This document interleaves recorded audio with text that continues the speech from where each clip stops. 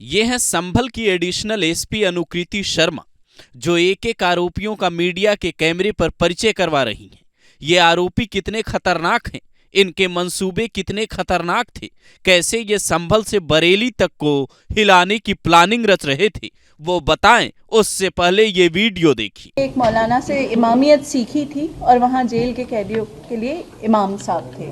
और ये है सरफराज जिन्होंने पिस्टल दिया था। सुल्तानपुर में जो मंगेश यादव ने किया था, वही संभल में बाबूजी यादव नाम का बदमाश करने वाला था। एक नंबर का छटा हुआ बदमाश पूरी प्लानिंग बना चुका था।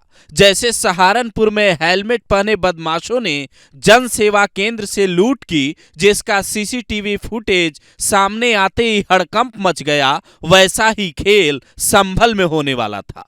6 लोग मिलकर एक सुनार के घर भयंकर लूट करने वाले थे और एक व्यक्ति की सुपारी भी इन्होंने ली थी।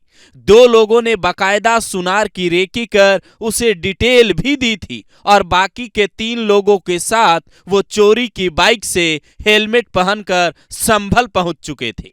प्लानिंग इतनी फुल प्रूफ थी कि बाइक चोरी की घटना को इन्होंने हजारों किलोमीटर दूर तेलंगाना में अंजाम दिया था और कांड संभल में करने वाले थे, ताकि वहां के पुलिस यहां आए उससे पहले मंसूबे को पूरा कर ले। धर्मवीर उर्फ बाबू यादव की गांव के प्रधान से रंजिश थी, इसीलिए रसूलपुर गांव के प्रधान तेजपाल के मर्डर का प्लान उसने बनाया। भूरा और राकेश ने टीप दिया कि एक सुनार से लूट भी कर सकते हो। इसके बाद बरेली में जाकर एक और घटना को अंजाम देने वाले थे, जिसके लिए बकायदा 5 लाख की सुपारी भी ली थी। लेकिन संभल की पुलिस जो दिन रात पेट्रोलिंग में लगी है, मंदिर मस्जिद विवाद के बीच सुरक्षा व्यवस्था सख्त बनाने में लगी है, उसके इंस्पेक्टर मोहित इस खेल को पेट्रोलिंग के दौरान ही भांप लेते हैं। वह जैसे ही इन्हें रोकते हैं, बदमाश उन पर पिस्टल तान देते हैं, लेकिन शानदार तकनीक का इस्तेमाल करते हुए वो एक को पकड़ लेते हैं। बाकी के 2 लोग जो घरों में छिपे थे, उन्हें वहां से बाहर निकालते हैं। उसके बाद 3 और लोगों की गिरफ्तारी होती है और उसके बाद जो पता चलता है उसे सुनकर आप भी हिल जाएंगे। राबिया उर्फ रवि पर 16 मुकदमे दर्ज हैं। धर्मवीर उर्फ बाबूजी यादव पर 10 मुकदमे हैं। करणवीर पर 6 मुकदमे हैं। करीब 6 से 7 साल पुरानी क्रिमिनल हिस्ट्री है। पहले ही जेल में इनकी मुलाकात हो चुकी है और वहीं से निकलकर इन्होंने पूरी प्लानिंग बनाई थी। इनके पास से बकायदा 3 बाइक बरामद हुई।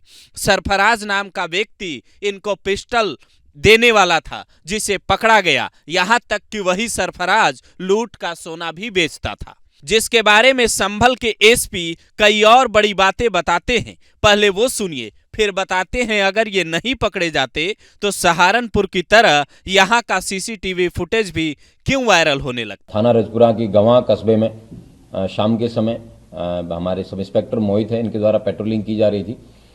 तब इनकी नज़र एक बाइक पर बैठे 3 हेलमेट सवार लोगों पर पड़ी। जब इनको कुछ सस्पिशियस लगा तो उन्होंने जाके उनको टोका, तो उनके पास पिस्टल और तमंचे थे। उनमें से एक अपराधी द्वारा पिस्टल जो है वो इनके ऊपर तान दी गई। इन्होंने उन्हीं के साथ बैठे दूसरे व्यक्ति को आगे करके उनमें से एक व्यक्ति को पकड़ा और 2 व्यक्ति वहाँ से विभिन्न घरों में जाके छुप गए।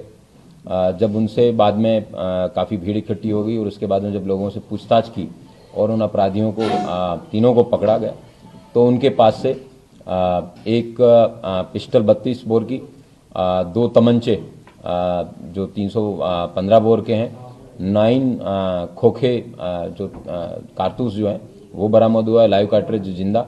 संभल पुलिस के लिए ये सफलता इतनी बड़ी है कि एसपी खुद 10,000 रुपए का इनाम पुलिस टीम को देने की घोषणा करते हैं। जिन पुलिसकर्मियों ने इन आरोपियों को पकड़ा है, उन्हें इनाम देने की सिफारिश भी उच्च अधिकारियों से करने वाले हैं, ताकि उनका मनोबल ऊंचा रहे और सुल्तानपुर और सहारनपुर की तरह यहाँ कोई बड़े कांड को अंजाम न दे पाए। सहारनपुर में जो हुआ है उसका सीसीटीवी फुटेज सोशल मीडिया में वायरल है, जिसमें आप साफ देख सकते हैं कैसे 4 नकाबपोश बदमाशों ने एक जन सेवा केंद्र में एंट्री ली, संचालक और कर्मचारियों को बंधक बनाया। हुडी टाइप कपड़े पहने और मुंह ढके हुए बदमाश एसबीआई बैंक के सामने वाले जन सेवा केंद्र से 1.5 लाख की लूट कर फरार हो जाते हैं। एक तरफ पीलीभीत से देश के 3 दुश्मनों को ढेर करने की खबर सामने आती है, तो दूसरी तरफ सहारनपुर से ऐसी लूट के फुटेज वायरल होना